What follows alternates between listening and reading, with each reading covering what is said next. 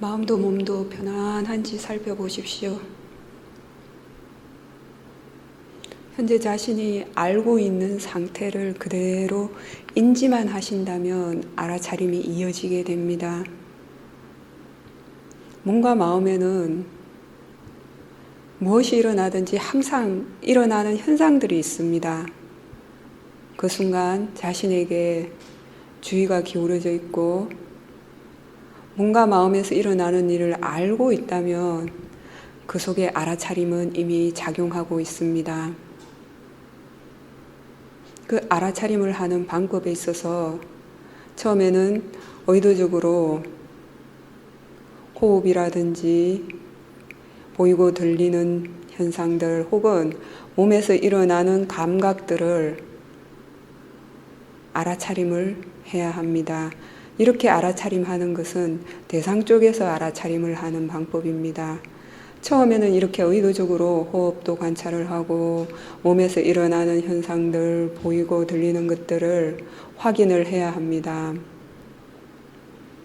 그러나 그 알아차림이 습관이 되면 자연스럽게 자기 스스로 알고 있다는 사실을 인지할 수 있습니다. 이렇게 알고 있다는 사실을 인지하게 되면 그 알고 있는 알아차림 자체를 인식하게 되면 알아차림의 힘이 훨씬 더 강해지게 됩니다. 왜냐하면 대상 쪽에서 의도적으로 하나하나 알아차림을 하는 것은 사람의 의도에 의해서 알아차림을 하는 것입니다. 처음에 알아차림이 전혀 이어지지 않을 때는 그렇게 의도적으로 해야 합니다. 그러나 마음이 알아차림하고 있다는 사실을 알 수 있다면 그 알아차림하고 있는 그 마음을 아는 것이 자연스러운 법의 가속도로 이어지게 됩니다. 그러한 이유 때문에 호흡에도 집중하지 말고 몸의 감각에도 집중하지 말고 단지 기다리면서 자신에게 주의만 기울인 채로 알아차림만 이어지도록 하는 것입니다. 사념처 수행이라는 것은 어떤 대상을 알아차림하는가의 문제가 아닙니다. 어떤 대상이든지 대상을 대상이라고 이해하고 그 대상을 아는 마음속에 알아차림이 이어지도록 하고 힘이 좋아지도록 하고 지혜를 개발해 가는 수행 방법입니다.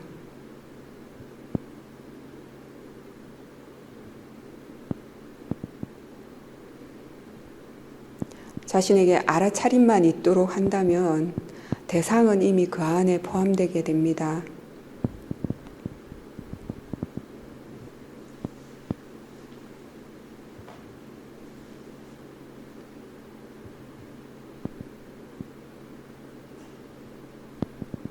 이렇게 마음 쪽에서 대상과 마음이라고 이해하게 될 때 개념의 차원을 떠난 실제하는 이치, 즉 파라마타의 현상을 대상으로 알아차림할 수가 있게 됩니다.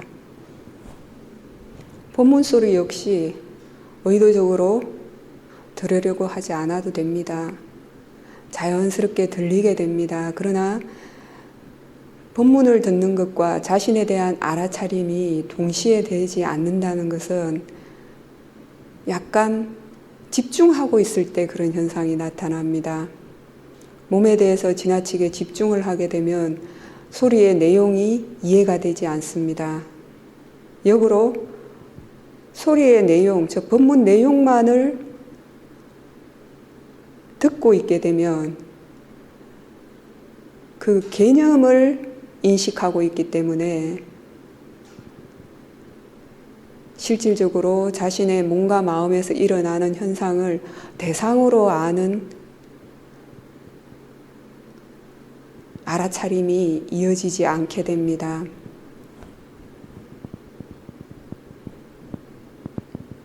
의도적으로 듣지 않아도 들리는 작용이 있습니다. 의도적으로 소리를 듣고 있게 되면 그 개념, 내용 속으로 빠지게 됩니다. 개념, 즉 내용은 위파사나 지혜의 대상이 아닙니다. 소리가 들릴 때 듣지 않아도 들리는 현상이 있습니다. 그 들려지는 성질, 그것이 소리라는 물질의 실제하는 이치, 즉 파라마타의 성질입니다. 그 들리는 성질을 단지 알기만 한다면 개념적인 부분을 이해하는 마음의 작용은 알아서 작용을 하게 됩니다.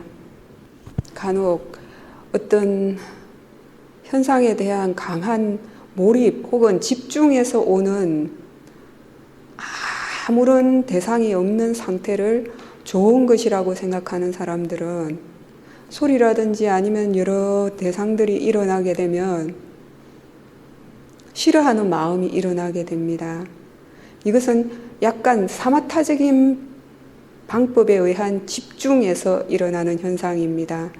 대상에 대한, 즉 특정한 대상에 대한 몰입에서 다른 대상들이 다 사라지는 현상은 위파사나 지혜로서 관찰되는 대상은 아닙니다. 특정한 대상에 대해서 지속적으로 몰입하고 집중했기 때문에 다른 대상들이 드러나지 않아서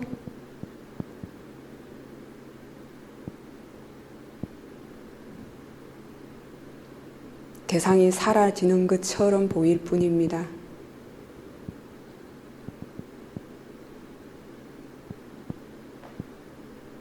그러나 그런 상태에서는 고요함은 있겠지만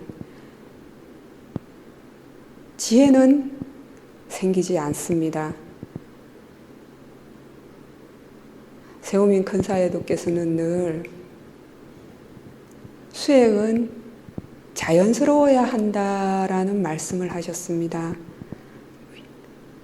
그 말씀의 뜻은 뭐냐면은 수행이라는 것은 어떤 특정한 상태를 만드는 것이 아니기 때문입니다.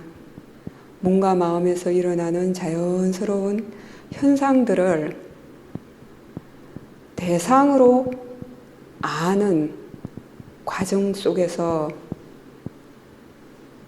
이해, 즉 지혜를 개발하는 것이 위파사나 수행의 핵심입니다. 그렇기 때문에 무조건 몰입해서도 안 되고 무조건 알아차리려는 노력만 해서도 안 됩니다.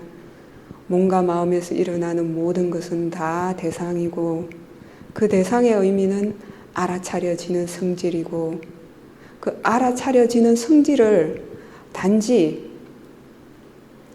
알기만 한다면 그 어떤 대상에도 동요하지 않게 됩니다. 번뇌가 일어나느냐, 마음속에 평온이 일어나느냐 하는 것은 자신의 생각과 상관이 있습니다. 무조건 알아차림만 해서는 수행이 충분할 수 없습니다. 보고 들은 정보도 적용해야 하고 그 정보에 의해서 실질적으로 적용을 해서 관찰을 해야 합니다. 무조건 수행해서는 지혜가 생기지 않습니다. 알아차림만 작용을 할 때는 지혜가 작용하지 않을 수도 있습니다. 그러나 견해를 바르게 하고 마음가짐을 바르게 한다면 그 속에는 이미 알아차림이 함께 작용하게 됩니다. 처음에는 알아차림이 지속적으로 이어지기 위해서 노력을 해야 하고 그 알아차림이 어느 정도 자연스러운 습관이 되었다면 가속도가 붙었다면 자주자주 자신의 견해나 마음가짐을 점검을 해야 합니다.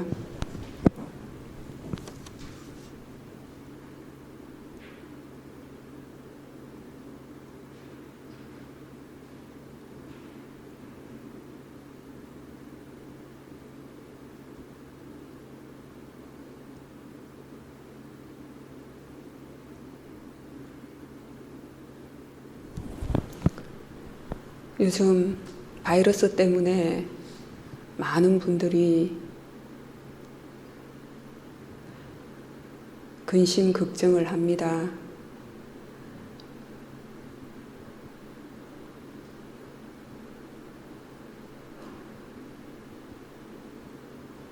지금 현재 그 코로나 바이러스에 대한 약은 아직 개발이 되지 않은 상태입니다. 그러나 그 바이러스에 감염이 되었다가 완치가 된 분들이 있습니다. 그것에 대해서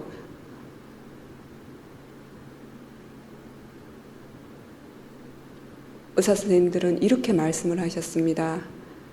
단지 처방한 약은 항생제라든지 해열제 혹은 그때 상황에 따라서 나타나는 그 현상에 대한 그 약을 처방했을 뿐이지 그 코로나 바이러스 자체에 대한 치료제는 아직까지 없습니다. 그럼에도 불구하고 나았다는 것은 우리 몸에는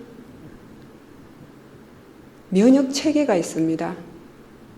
그 면역 체계에 의해서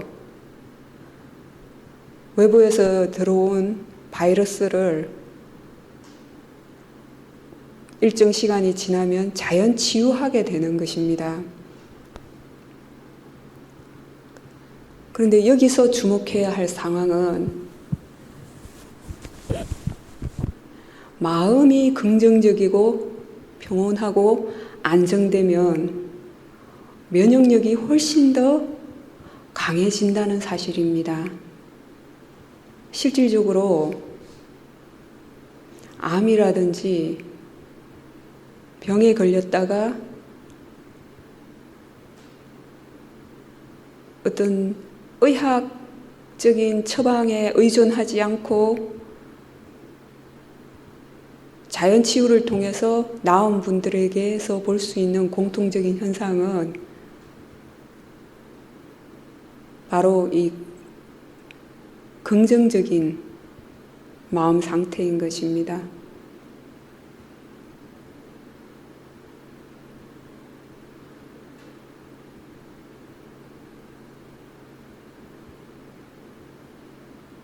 어떤 분은 그렇게 물었습니다. 지금처럼 이렇게 전염병이 돌 때는 어떠한 마음 자세로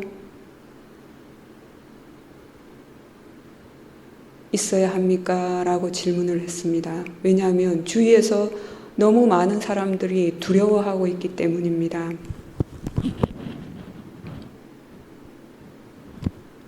그 두려움이라든지 무서움, 근심, 걱정에 대해서 한번 잘 숙고를 해보십시오. 두려워하고 무서워하고 근심하고 걱정한다고 해서 실질적으로 그 일이 혹은 그 병이 낫는데 조금이라도 도움이 되는 부분이 있습니까? 그러나 많은 분들이 우선 어떤 일이 발생한다든지 어떤 병에 걸리게 되면 근심, 걱정을 하게 됩니다. 두려워하게 됩니다. 그렇다고 해서 일어날 일이 안 일어나지는 않습니다. 물론 주의하고 예방하고 조심할 필요는 있습니다. 그러나 두려워할 필요는 없는 것입니다. 똑같은 환경에 있어도 감염이 되는 사람이 있고 안 되는 사람이 있습니다.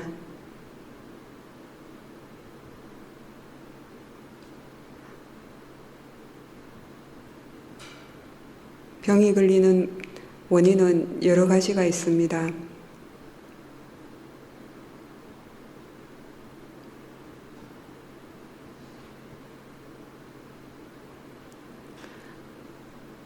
기후 변화, 온도가 맞지 않다든지,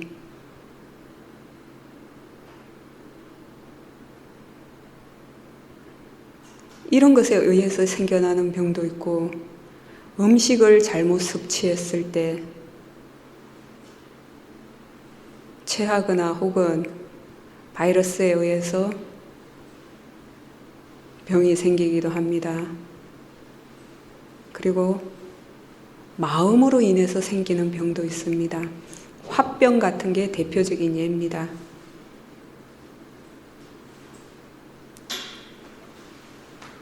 그리고 화병까지는 아니라 하더라도 여러분들이 긴장하거나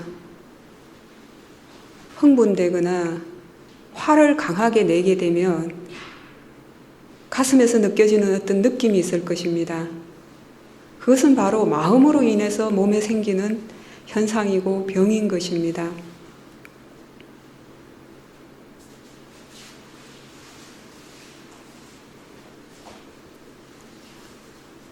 그리고 마지막으로 업에 의해서 생기는 병이 있습니다.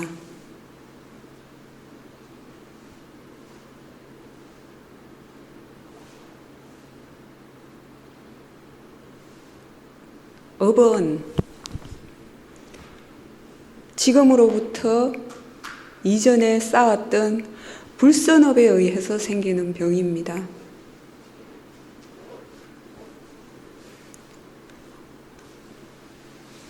예를 들어서 어렸을 때 개나 혹은 어떤 특정한 환경에 처해서 강한 두려움을 일으킨 사람이 그것으로부터 스스로 마음이 자유로워지지 못했다면 개를 접하거나 혹은 특정한 곳에 갇히거나 어떤 그 기억을 불러일으킬 만한 상황에 접하게 되면 항상 그때 일으켰던 그 두려움과 고통이 지금도 일어나게 됩니다. 그것이 바로 업에 의해서입니다. 이것은 현생에 자신이 기억할 수 있는 차원에서 업에 의한 병이고, 그 외에도 우리가 기억하지 못하는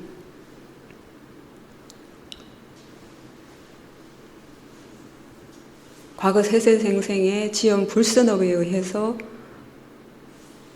평생 앓게 되는 병이 있습니다. 누구나 다. 사람마다 다 타고난 건강의 정도가 다른 것은 바로 이 업에 의해서 차이가 있는 것입니다. 모든 번뇌로부터 벗어나셨던 부처님께서도 평생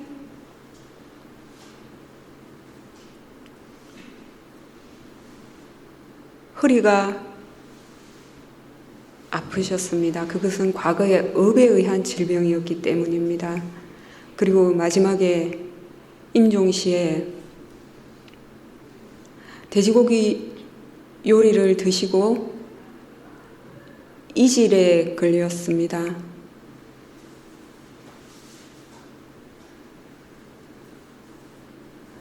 흔히 어떤 분들은 부처님께서 그 돼지고기 요리를 드시고 이질에 걸려서 돌아가셨다고 말합니다. 그러나 사실은 부처님의 명은 그 이전에 이미 결정이 된 상태였습니다. 부처님께서 그 이전에 이미 생명을 더 유지하겠다는 그 의지를 내려놓으셨기 때문입니다.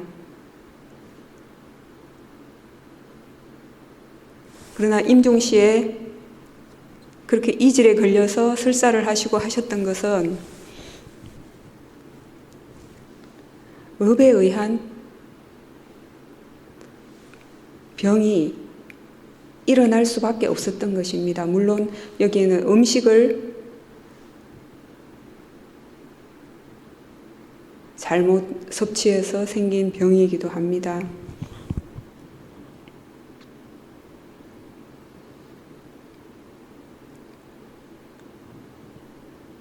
이렇게 과거의 업에 의해서 생기는 병은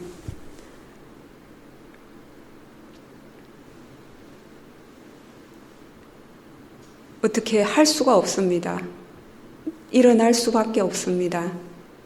그러나 마음으로 인해서 생기는 병은 수행을 통해서 모든 번뇌를 내려놓으면 내려놓을수록 안 생기게 됩니다.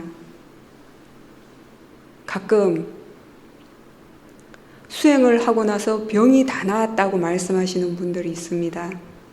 이것은 마음으로 인한 병으로부터 자유로워졌기 때문입니다. 그리고 수행을 하면서 자신에 대한 알아차림이 항상 이어지게 되면 예전에 비해서 자신에게 맞는 음식과 맞지 않는 음식, 환경 등을 더 잘 알 수 있게 됩니다. 그렇게 되면 미리 조심해야 될 부분을 조심할 수 있습니다.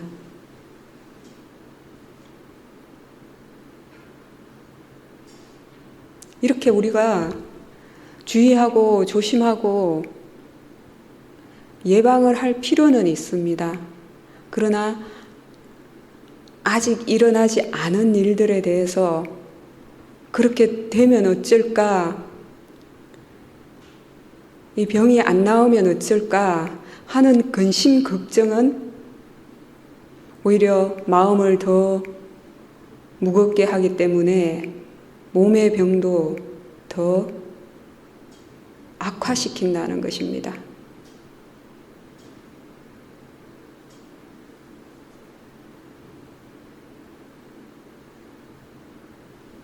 어떤 상황에 직면해서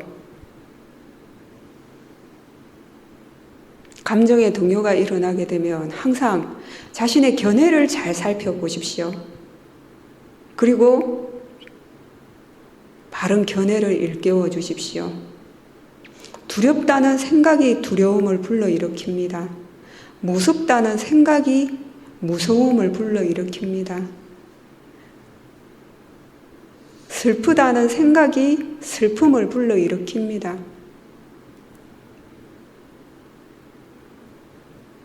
이것은 걱정할 만한 일이다라는 생각이 근심 걱정을 불러일으키는 것입니다. 그러면 어떻게 견해를 바꾸어 주어야 할까요? 일어날 일은 일어날 수밖에 없다. 자기 자신에게든 타인에게든 그 관계 속에서건 어떤 일이든지 일어나게 되어 있습니다. 우리 몸은 나이가 들어가면서 점점 병도 들고 늙어가고 변화할 수밖에 없습니다. 가족관계 속에서, 인간관계 속에서 사회생활을 하면서 어떤 일이든지 늘 일어날 수 있습니다. 그러한 일들을 안 일어나도록 다 막을 수는 없습니다. 단지 어떤 상황에 직면해서건 마음은 평온하게 할 수 있습니다. 있는 그대로 받아들이고 대상으로 아는 지혜의 힘이 좋아지게 되면 무슨 소리를 듣든지 어떤 환경에 상황에 직면해서이든지 마음은 평온할 수가 있습니다. 수행자가 지향해야 될 것은 바로 이렇게 마음을 평온하게 하는 것입니다. 그 마음이 평온할 때 몸의 면역력도 훨씬 더 강해지고 인간관계에서도 자신이 평온하고 적대감이 없기 때문에 주위의 사람들에게도 좋은 에너지를 줄 수가 있는 것입니다.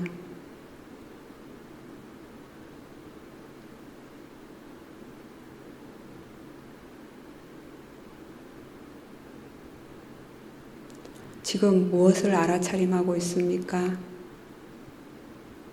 뭔가 마음에서 무엇이 일어나고 있습니까?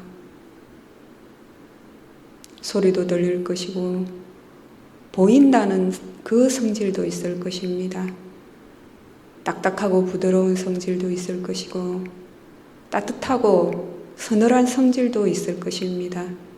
혹은 수축하고 팽창하는 움직이는 성질도 있습니다. 그 모든 것이 다 대상입니다. 그러한 현상들이 일어나고 있다라고 알고 있다면 알아차림이 이어지고 있는 것입니다. 이때 몸과 마음에서 일어나는 모든 현상은 다 대상 쪽이라고 이해해야 합니다. 현상이 일어나는 쪽, 경험되어지는 모든 것은 다 대상 쪽에서의 일입니다. 수행은 이 대상 쪽을 어떻게 바꾸는 것이 아닙니다. 그 대상을 아는 마음 쪽에 알아차림과 지혜를 키워가야 됩니다.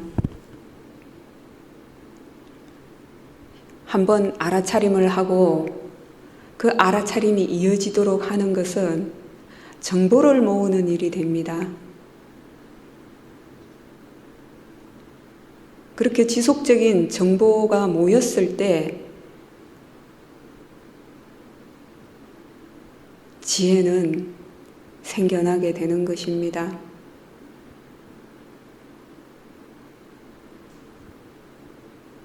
두렵다는 생각이 일어날 때마다, 근심 걱정하는 마음이 일어날 때마다 이건 역시 대상일 뿐이다. 생겨날 이유가 있어서 일어나는 자연의 이치일 뿐이다 라고 일깨워주고 대상으로 관찰을 하다 보면 정말 두려워할 필요가 없구나. 근심 걱정을 할 필요가 없구나.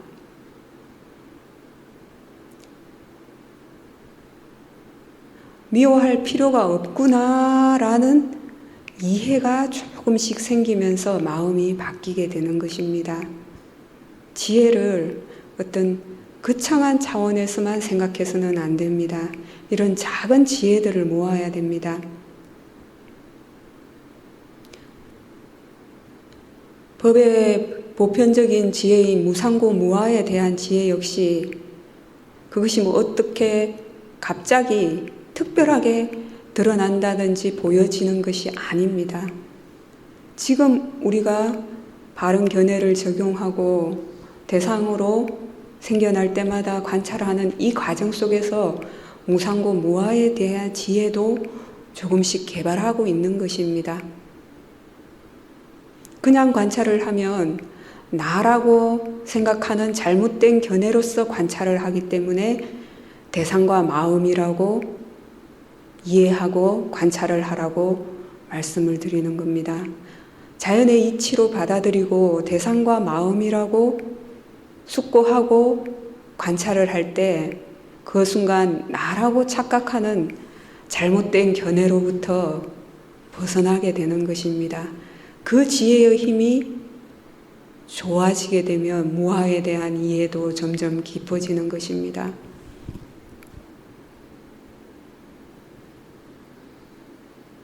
즐거운 것이라고 생각했던 것들, 좋은 것이라고 생각했던 것들을 대상과 마음이라고 숙고하고 관찰을 할 때 즐길 만한 것이 없고 생겨나는 그 자체가 고의구나라는 이해가 점점 깊어지는 것입니다.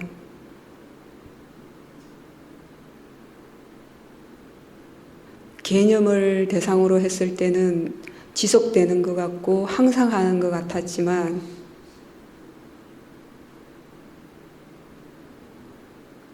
그 순간순간 생겨나는 성질로서 일어날 때 일어나는 줄 알고 사라질 때 사라지는 줄 알게 되면 무상에 대한 지혜도 조금씩 개발이 되는 것입니다. 그러나 의도적으로 무상고 무아에 대한 생각을 가지고 관찰해야 될 필요는 없습니다. 그것은 지혜가 실제 하는 이치, 즉 파라마타를 대상으로 했을 때 자연스럽게 이해하는 것이 진짜 지혜입니다. 지금은 몸과 마음에서 일어나는 모든 것을 대상으로 단지 아는 것이 이어지도록 해야 합니다. 일어나게도 할 필요가 없고 사라지게 할 필요도 없습니다. 일어나면 일어나는 줄 알기만 하면 됩니다.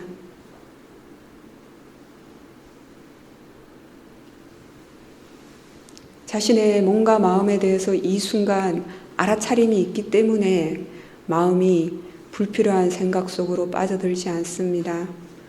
생각 속으로 빠져들었다 하더라도 생각하는 줄 알았을 때 다시 자신의 몸에 대한 보이고 들리는 것에 대한 그리고 알아차리는 그 자체에 대한 인식으로 돌아오시기 바랍니다. 생각 속으로 빠져드는 것은 번뇌가 하는 일이고 어떻게 할 수가 없습니다. 그것은 법의 일입니다. 생각하는 줄 알았을 때 그때 알아차림이 들어왔다는 사실이 더 중요합니다. 그 순간 생각하는 줄 알았을 때 그때 마음을 한번 알아차림한 것입니다. 다시 자연스럽게 그 순간부터 몸과 마음에서 일어나는 일을 알아차림하면 됩니다. 의도적으로 대상을 찾아다니지 않아도 됩니다. 가만히 기다리고 있고 주의를 기울이고 있게 되면 몸에서든 마음에서든 어떤 현상이든 일어나고 있습니다. 몸에서 마음에서 일어나는 모든 현상들은 다 대상 쪽입니다. 대상의 의미는 알아차려지는 성질입니다. 그 알아차려지는 성질을 아는 작용은 바로 마음입니다. 이 수행하는 마음 쪽에서 어떤 대상을 알든지 알아차려지는 성질이라고 아는 작용이 이어지면 충분합니다.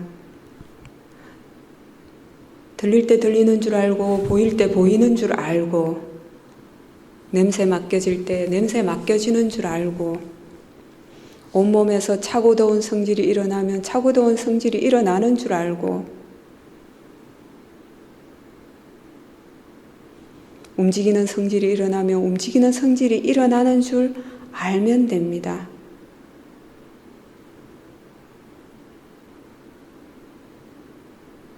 알고 있는 상태가 이어지는 것이 중요합니다.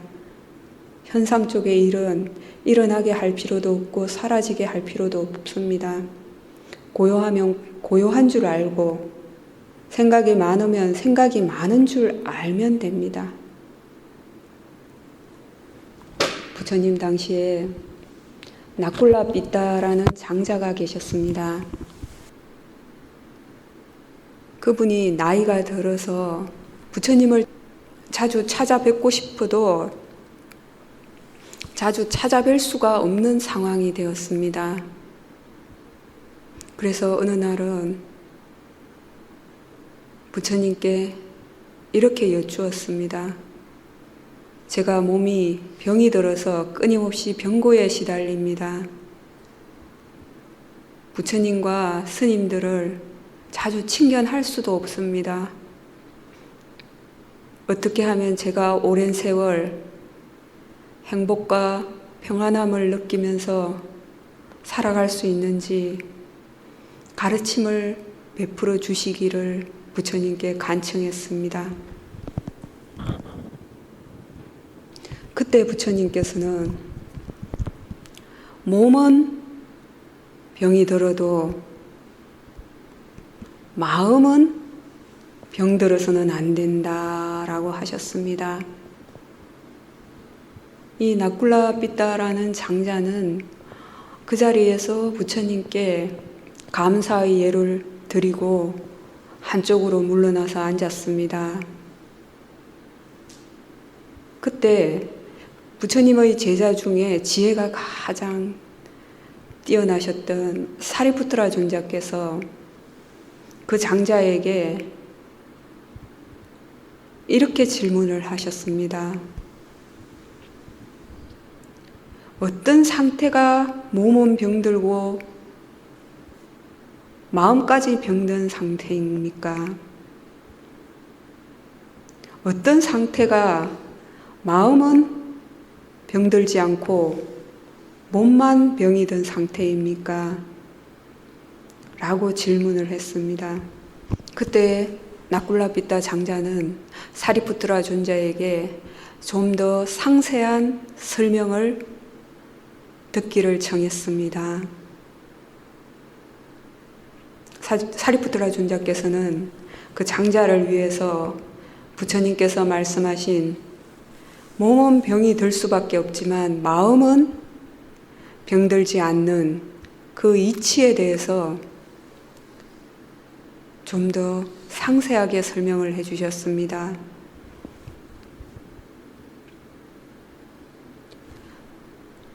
몸도 마음도 같이 병이 든 상태에서는 이 물질이 나이고 내가 물질이고 물질 속에 내가 있고 물질은 나의 것이라고 생각하기 때문에 집착을 하게 됩니다. 그러나 이 물질이라는 것은 변화하고 달라지기 때문에 우울해질 수밖에 없고 슬픔이 일어날 수밖에 없고 고통이 생겨날 수밖에 없고 불쾌함이 생겨날 수밖에 없고 절망감이 생겨납니다. 느낌이 나라고 여겨지고 있고 내가 느낌이고 나의 가운데 느낌이 있고 느낌 가운데 내가 있기 때문에 그 느낌을 나라고 생각해서 집착하기 때문에 몸이 병들 때 마음까지 병들게 됩니다.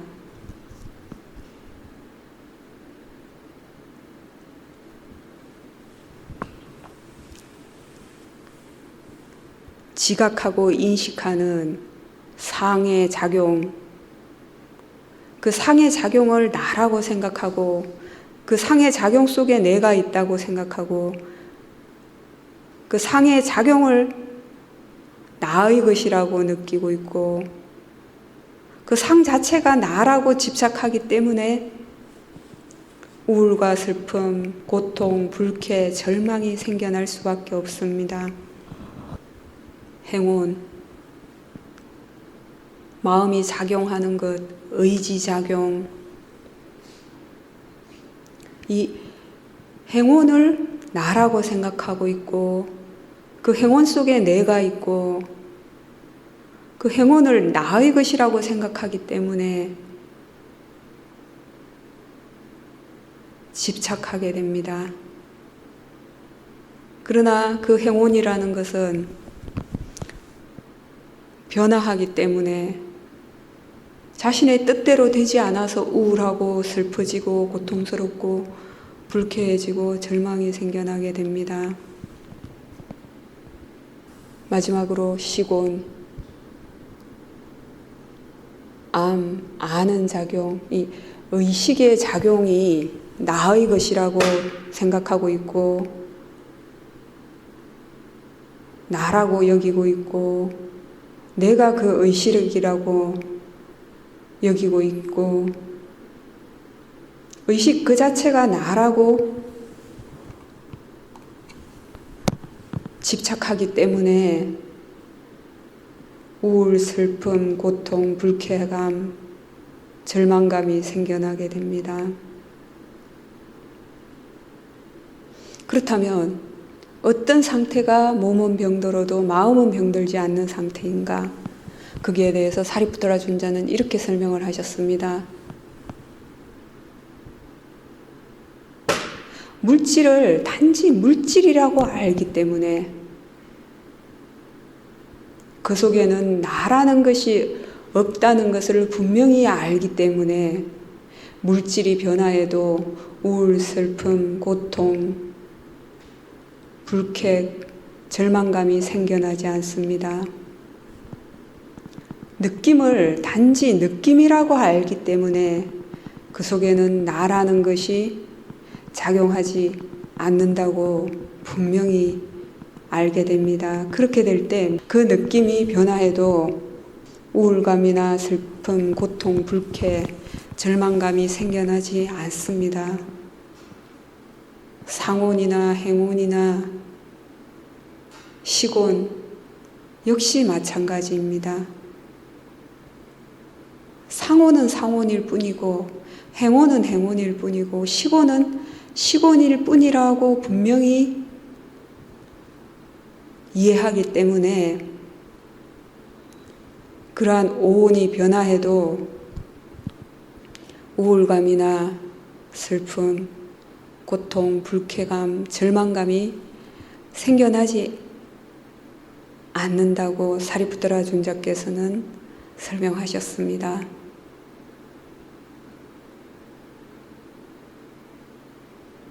지금 현재 다리에서 통증이 일어날 수가 있고 여기저기 가렵고 불편한 느낌이 일어날 수도 있습니다.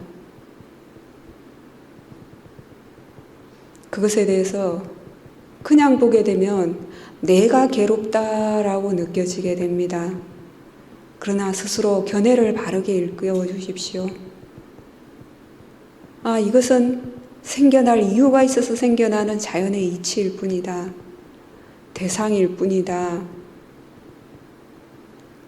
물질은 물질일 뿐이고 느낌은 느낌일 뿐이다 라고 일깨워 주십시오. 그리고 단지 대상과 마음이라고 알기만 하십시오. 대상과 마음이라고 아는 지혜의 힘이 좋아지면 좋아질수록 현상은 일어나지만 마음의 동요는 일어나지 않습니다. 단지 알아차려지는 성질이 하나 일어나고 그 성질을 아는 마음이 하나 생겨날 뿐입니다.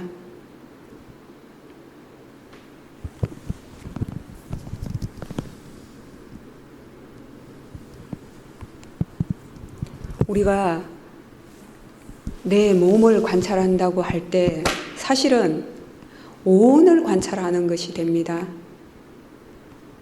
머리, 팔, 다리, 가슴, 배 이렇게 여기는 것은 개념적인 부분을 보기 때문입니다. 이러한 개념은 빨리어로는 빠냐띠라고 합니다. 처음에는 이렇게 개념적인 부분을 인식하게 됩니다. 그러나 뭔가 마음에서 일어나는 성질을 실제 하는 이치를 대상으로 알아차림하는 힘이 좋아지게 되면 점점 개념의 세계를 넘어선 파라마타, 즉 실제 하는 이치를 대상으로 알아차림할 수 있게 됩니다. 실제 하는 이치를 이렇게 대상으로 할 수 있게 되는 건 역시 지혜입니다.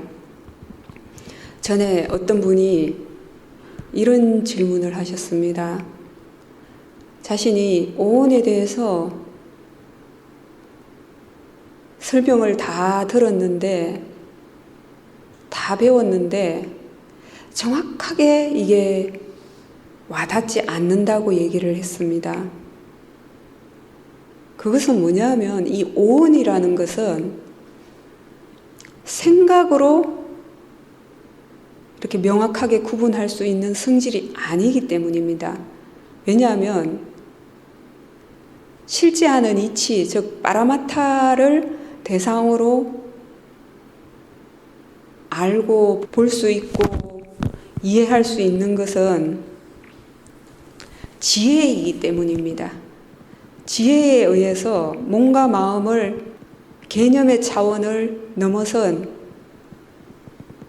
파라마타, 즉 실제하는 이치를 대상으로 볼 수 있는 힘이 생겼을 때 그때 오온에 대해서도 명확하게 구분이 되어집니다.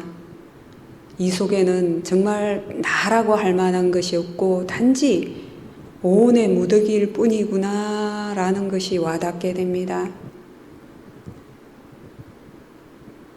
그러나 지금 현재도 순간순간 알아차림과 지혜의 힘이 함께 하는 만큼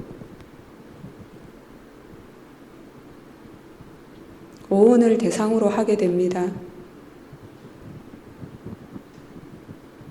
팔, 다리, 머리, 가슴 이렇게 관찰하지 말고 단지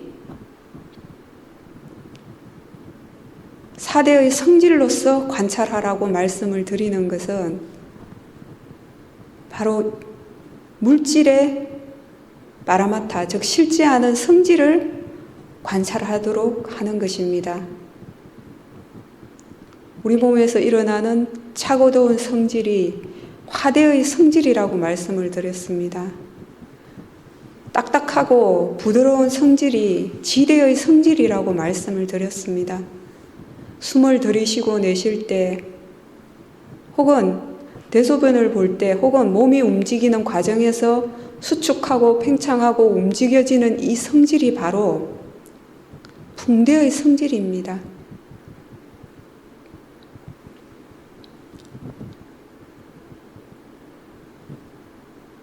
수대는 나머지 3대가 이렇게 뭉쳐 있도록 하는 역할을 합니다.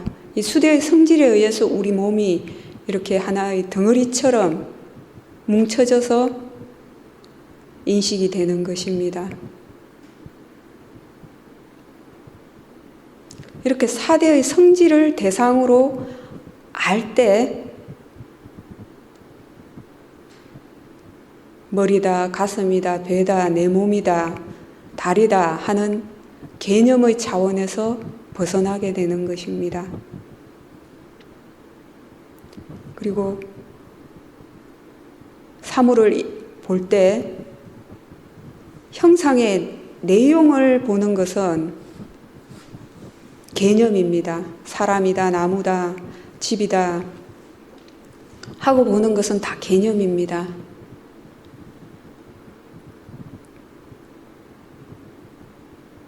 그 형상은 반드시 눈을 통해서 보여지는 성질이 있습니다. 그때 보여지는 성질, 그것이 물질입니다.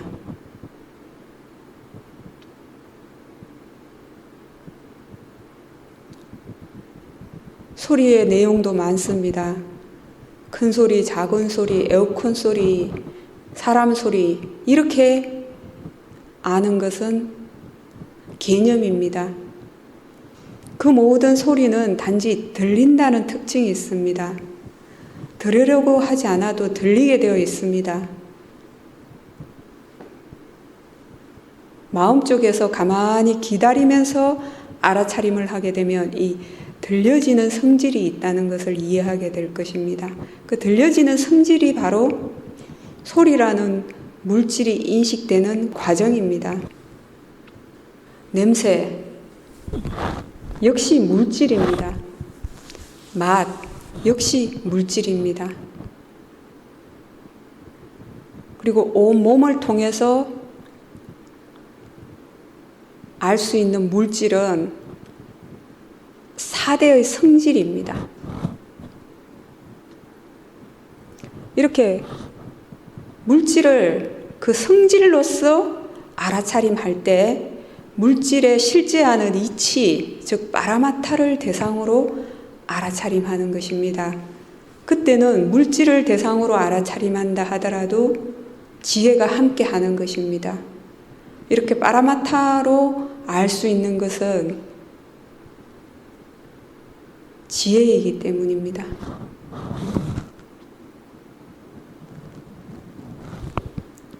이 물질을 아는 작용은 마음의 역할입니다. 마지막에 오온 중에서 식온이 바로 아는 작용만을 하는 의식입니다. 빨리어로는 윈야냐라고 합니다. 이 식온에서의 의식은 단지 알기만 하는 역할입니다. 그러나 여기에서 말하는 아는 작용은 알아차림을 의미하지는 않습니다. 알아차림을 의미하는 사띠는 행온에 속합니다.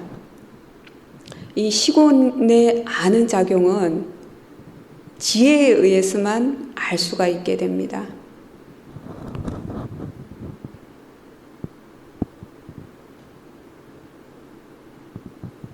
오온 중에서 물질과 마지막 식온을 제외한 중간에 수상행은 마음부수로 표현을 할 수가 있습니다. 우리가 통상적으로 마음이라고 할 때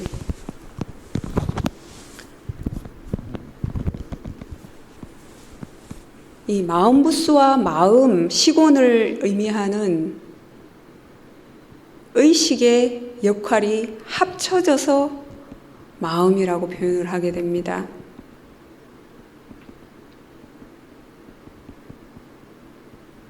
식온 그 자체는 아무런 작용이 없고 단지 알기만 하는 작용인데 거기에 이 마음부수가 함께 포함이 되어서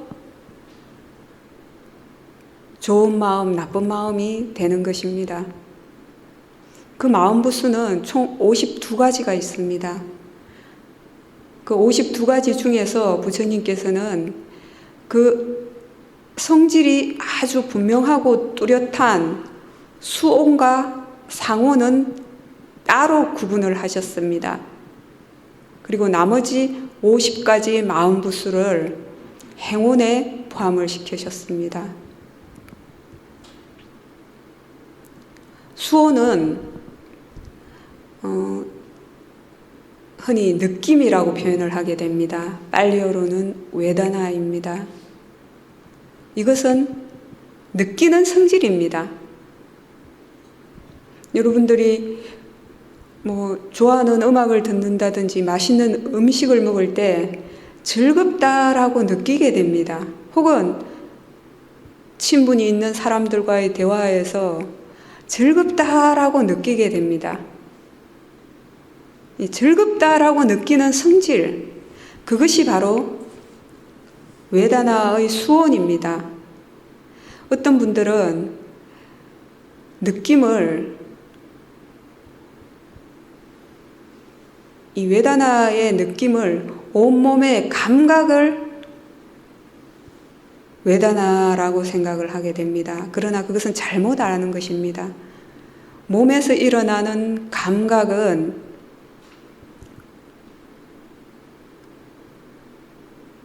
물질의 영역에 속합니다. 몸에서 일어나는 감각을 통해서 마음이 즐겁다, 괴롭다라고 느끼는 성질, 그것이 웨다나를 의미하는 수온에서의 느낌입니다. 예를 들어서 다리에 통증이 있을 수 있습니다. 장시간 움직이지 않고 앉아있게 되면 다리에 굳어지고 딱딱한 통증이 생기게 됩니다. 그 굳어지고 딱딱한 그 통증 그 자체는 물질의 성질입니다. 그것에 대해서 괴롭다라고 느끼는 작용, 그것이 웨다나의 느낌입니다.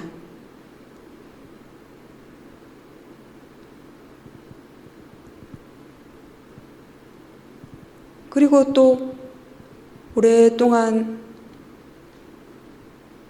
수행을 해온 분들은 크게 즐겁다, 괴롭다라는 것이 없이 무덤덤한 평온한 느낌을 느끼게 될 수도 있습니다.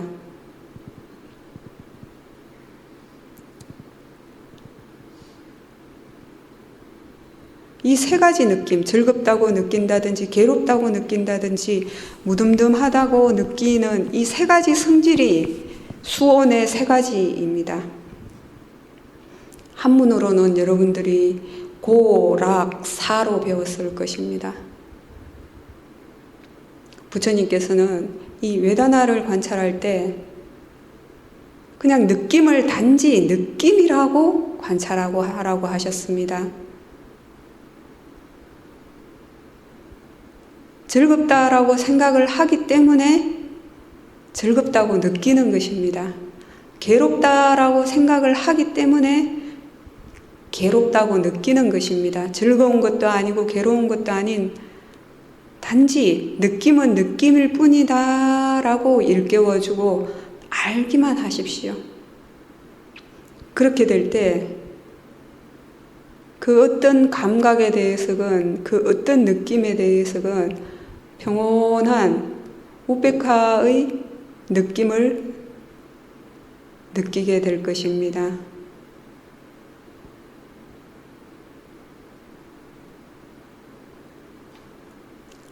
상호는 빨리어로는 산야라고 합니다.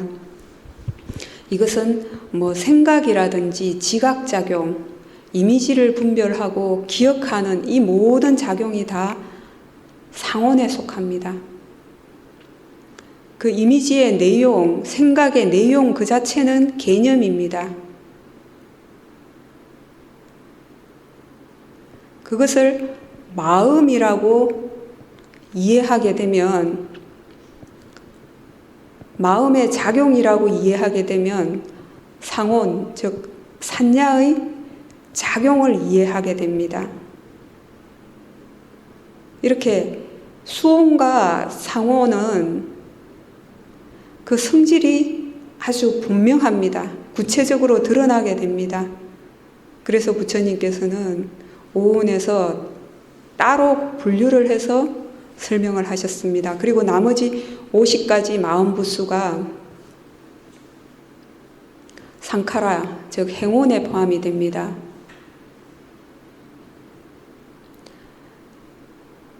이 행온은 조건 지어져서 형성된 모든 것을 의미합니다. 우리가 수행해서 알 수 있는 것은 마음이 작용하는 것이라고 이해하면 됩니다. 예를 들어서 지금 현재 자신이 어딘가에 주의를 기울이고 있을 때 그 주의를 기울이고 있는 그 작용도 행온에 의했습니다. 알아차림, 그건 역시 행온의 작용입니다. 지혜, 행온의 작용입니다. 탐진치, 행온의 작용입니다. 결국 수행을 통해서 마음의 질이 바뀌게 되면 뭔가 마음에서 일어나는 성질도 바뀌게 됩니다. 그때 나쁜 행온, 즉 나쁜 상카라에서 좋은 행온, 좋은 상카라로 사실은 바뀌게 되는 것입니다.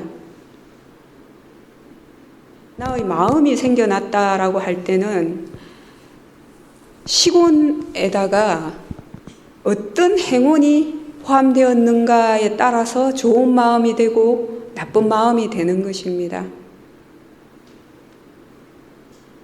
시곤은 혼자 일어나지 않습니다. 반드시 마음부수가 함께 일어나게 되는 것입니다. 어떤 마음부수가 어느 정도 포함이 되었는가에 따라서 그 마음의 성격이 달라지는 것입니다.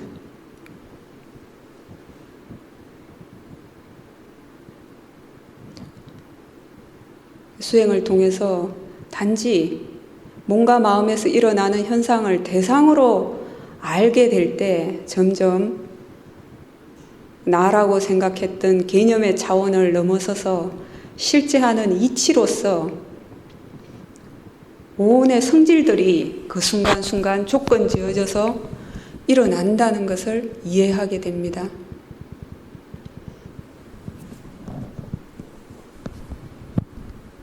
그 이해를 위해서 그냥 알아차림을 해서는 지혜가 생기지 않습니다.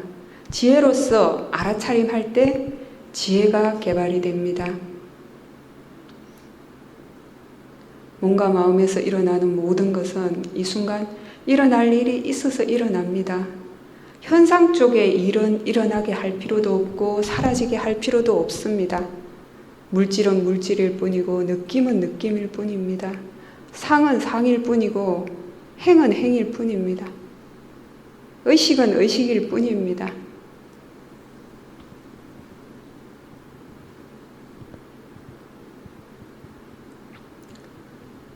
몸과 마음에서 일어나는 모든 것을 단지 대상이라고 알기만 하면 됩니다.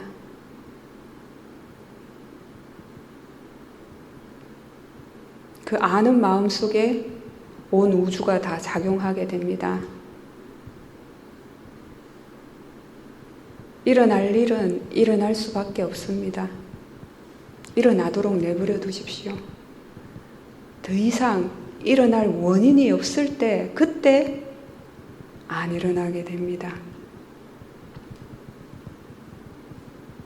일어나면 일어나는 대로, 안 일어나면 안 일어나는 대로 단지 아는 작용이 이어지도록 하십시오. 자, 지금 현재 자신에게 있는 알아차림을 그대로 유지하면서 3시까지 행선하겠습니다.